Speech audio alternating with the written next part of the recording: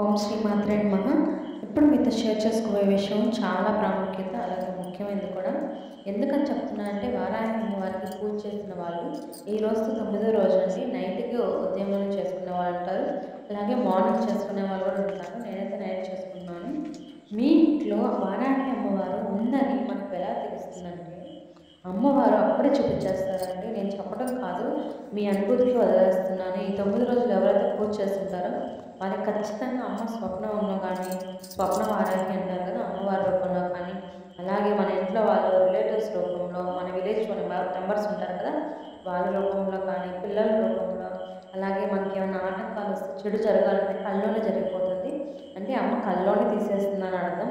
అలాగే ఇంట్లో బర్రెలు ఎక్కువ తిరగటము, ఇంకా మనం ఇంట్లో దీపారాధన చేసేటప్పుడు మంచి సువాసన సుగంధాలతో రావడము, నైట్ టైమ్స్ అమ్మకు అభిషేకం చేసేటప్పుడు పువ్వులు మన దగ్గర పడటం, అలాగే ఒక పాజిటివ్ మోడ్ అనేది మనం ఇంటి చుట్టుపక్కల ఉంటుంది. దూపం వేసేటప్పుడు కానీ టెంకాయలో పువ్వు రావడము, అలాగే అమ్మ అనుగ్రహంలో అయితే మనం ఎన్ని రోజులు 9వ రోజు దాకా మనం ఎప్పుడు చేయము. నేను వీడియో కూడా చేయలేను, అదే చెప్తున్నానండి. అమ్మవారికి ఎంత అలంకరణ చేస్తే ఎంత ప్రసాదాలు పెట్టినా అమ్మ మీకు ఖచ్చితంగా కళ్ళలోకి వచ్చారు నైట్ చెప్తుంది.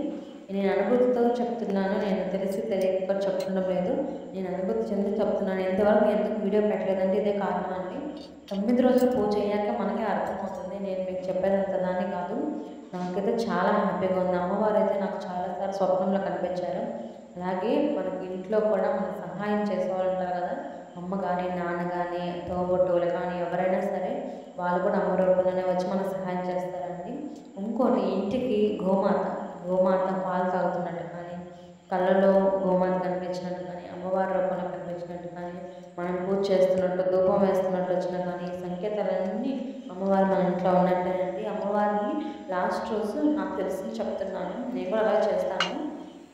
అమ్మవారికి లాస్ట్ రోజు సుగంధ తాంబూలంతో తాంబూలం పెట్టచ్చు, కానీ తాంబూలం అయితే పెట్టదండి. ఫస్ట్ రోజు చీర జాకెట్ ఏమిటో పెట్టుకుంటాం కదా తగ్గట్టు, అవి ఎక్కడ ఫస్ట్ రోజు పెట్టేసి మనం తర్వాత బీరువాలో ఎక్కడైనా పెట్టుకోవచ్చు. 3 రోజుల దాకా 5 రోజుల దాకా ఉండించుకొని లాస్ట్ రోజు మాత్రం ఎట్టి పరిస్థితుల్లో మీరు అమ్మవారికి తాంబూలం అనేది ఇవ్వకండి. ఎందుకంటే మనకి మామూలుగా అమ్మవారు ఒక ఆడపడుచుగా మనం ట్రీట్ చేస్తాం కదా, పూజ చేసుకున్న తర్వాత ఆడపడుచుని అత్తవారిని పంపించేస్తాం. అంటే మన లక్ష్మీదేవిని వేరే వాళ్ళ ఇంటికి అత్తవారిని పంపించేస్తాం. అక్కడ హ్యాపీగా ఉండాలి, వాళ్ళ ఫ్యామిలీ అభివృద్ధి చెందాలని.